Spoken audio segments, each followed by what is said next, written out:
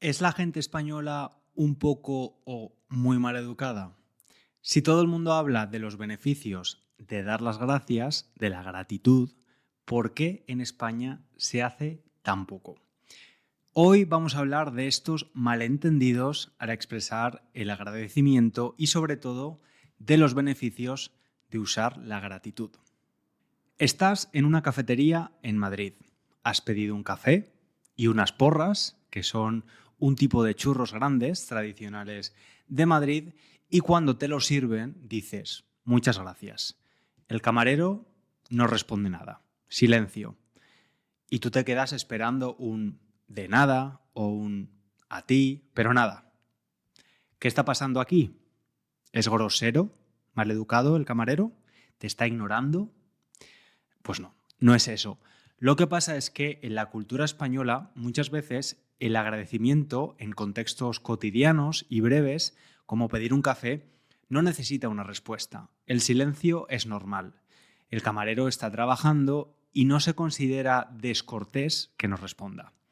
El servicio ha sido correcto y profesional. Tu café está rico, tus porras también. No hay problema. Y este es un ejemplo típico de lo que se llama un choque pragmático, es decir, un malentendido que no tiene que ver con el vocabulario o la gramática, sino con las normas sociales y culturales, en este caso, la forma en la que expresamos la gratitud o la cortesía.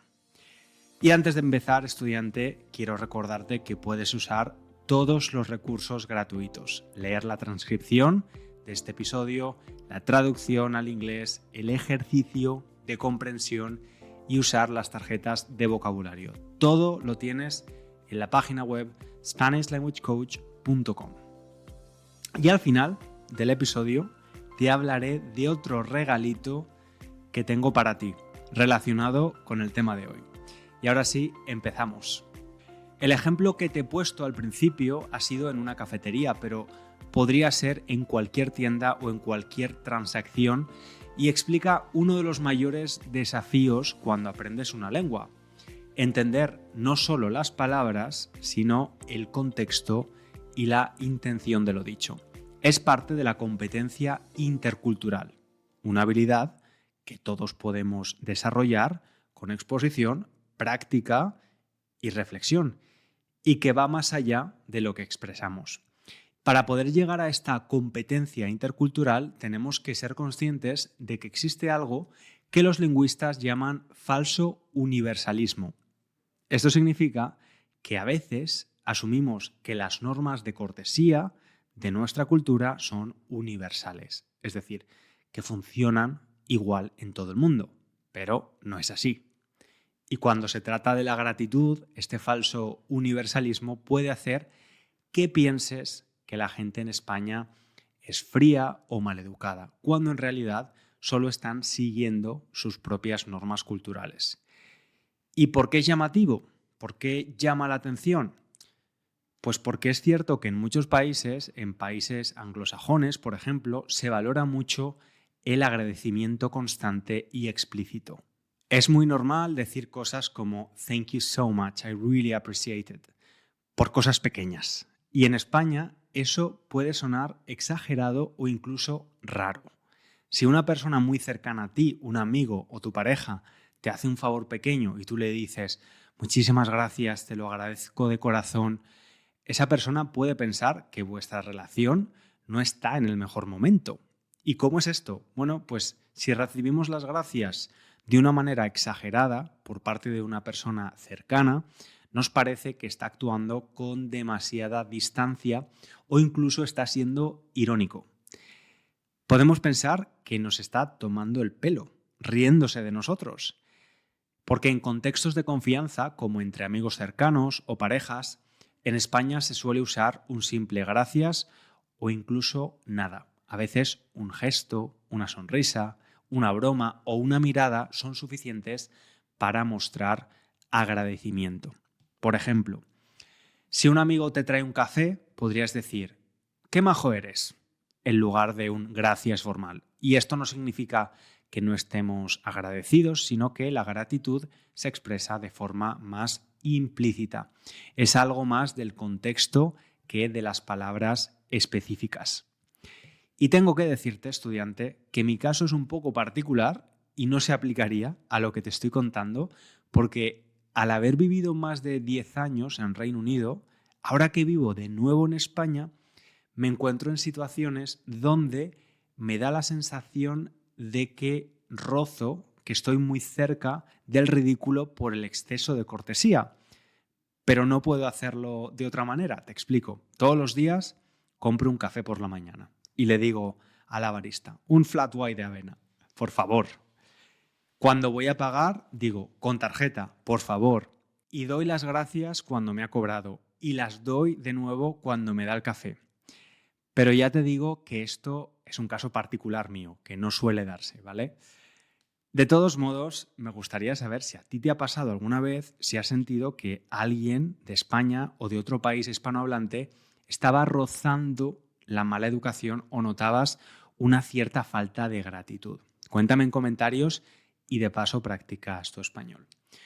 Yo sí que creo que este choque pasa más en España y de hecho muchas personas de Hispanoamérica sienten que la gente española es demasiado brusca, demasiado directa. Y otro ejemplo típico de la cultura española es cómo reaccionamos ante un regalo. Imagínate que un amigo te da un regalo por tu cumpleaños. Si respondes con una frase súper emotiva como no sabes lo feliz que me has hecho, te lo agradezco de verdad, no tenías por qué hacerlo, puede sonar forzado o incluso artificial. En España, en contextos informales, preferimos algo más indirecto, incluso con humor. Podrías decir, anda, que te has acordado, o pero qué tonto eres, ¿no? Y sí, lo sé, suena como un insulto, pero en el contexto adecuado, con el tono y la relación correctos, es una forma cariñosa de decir gracias.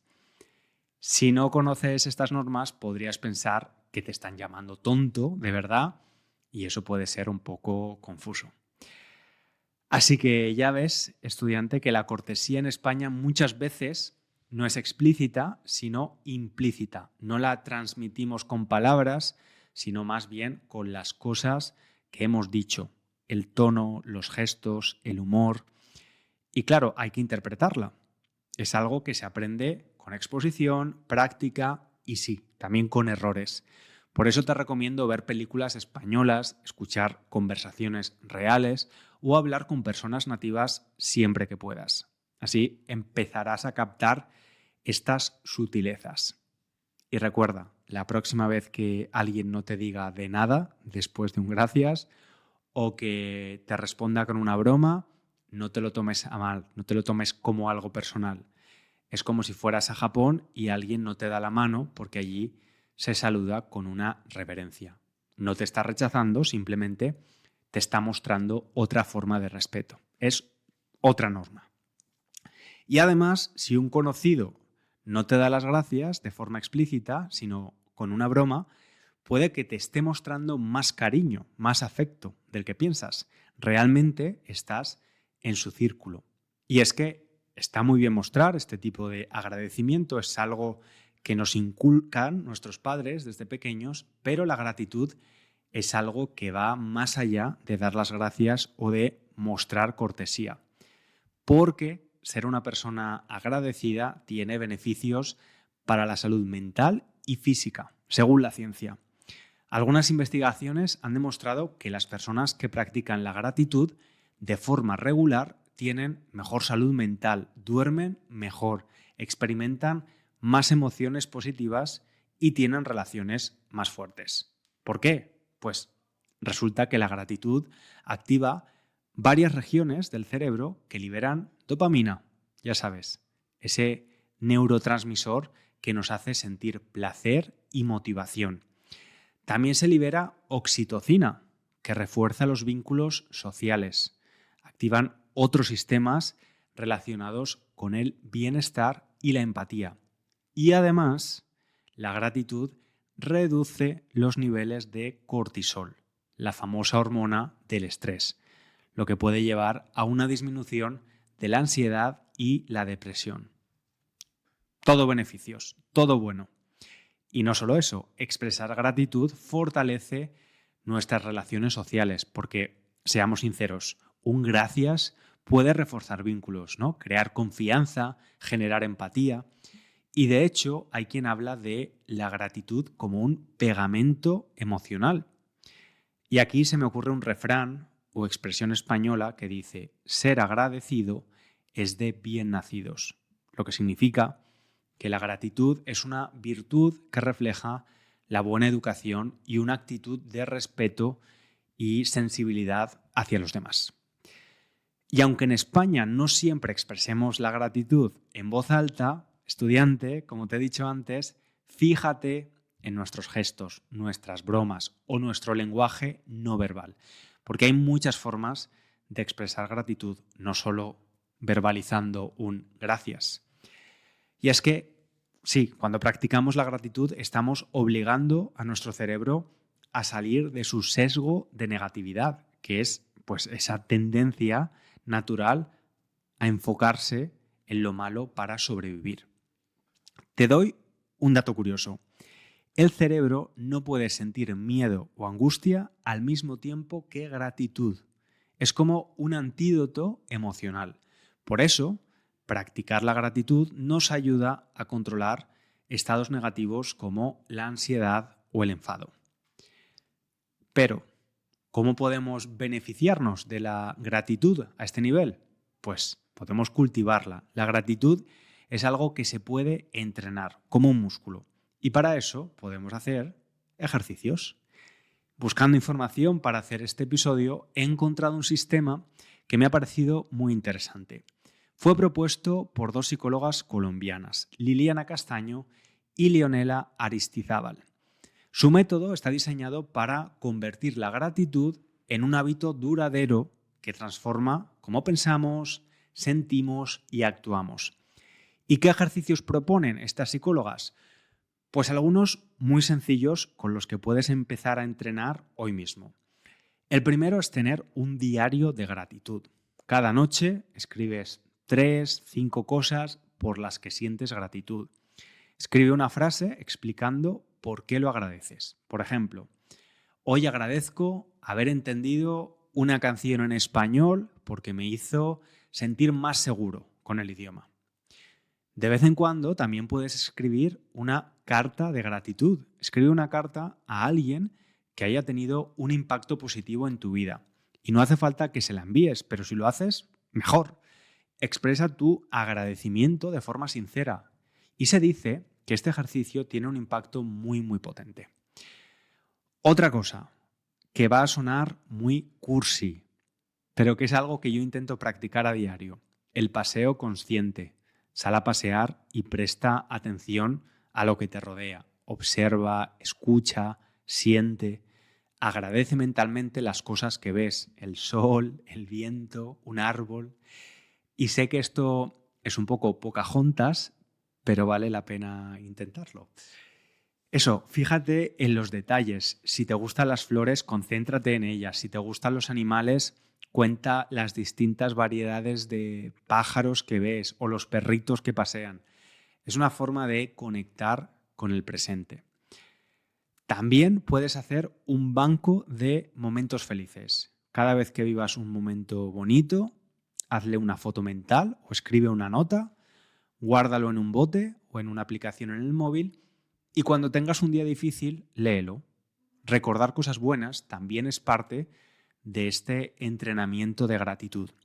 Y puedes adaptar estos ejercicios a tu vida y a tu estilo. Lo importante es ser constante, ¿no? Porque la gratitud cambia la forma de ver la vida. Y ya ves que no necesitas nada especial para hacerlo. Simplemente un cuaderno o un diario. Lo ideal es hacerlo por la noche, antes de dormir, para que nuestra mente procese la información mientras descansamos. Y recuerda que en tu diario de gratitud puedes escribir grandes logros, ¿no? Como aprobar el último examen de tus estudios universitarios, o cosas cotidianas como disfrutar de un café o una conversación con un amigo, o momentos que te trajeron paz, alegría, satisfacción. No tienen que ser cosas muy sofisticadas, pueden ser dar un paseo, en el sol. Y lo importante, pues, es apartar ese tiempo para reflexionar y valorar las cosas buenas y lo que otras personas hicieron por nosotros. La clave del método de estas dos psicólogas que te he comentado es que no puedes repetir ninguna acción o elemento en tu lista diaria durante 21 días.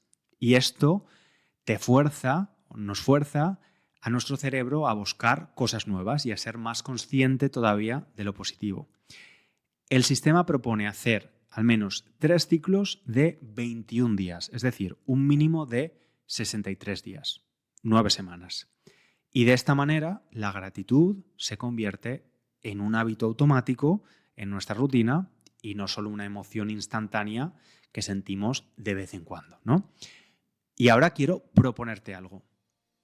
¿Por qué no pruebas esta semana hacer un pequeño ejercicio de gratitud cada día? No te llevará más de 5 minutos.